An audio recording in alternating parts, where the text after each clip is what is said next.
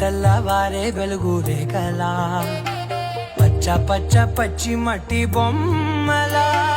అల్లి బిల్లి వెన్న పాల నురగలా అచ్చ తెలుగు ఇంటి పూల కొమ్మలా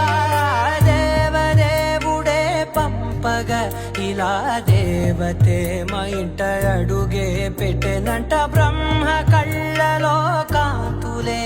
మా అమ్మలా మా కోసం మళ్ళీ లాలి పాడేనంట.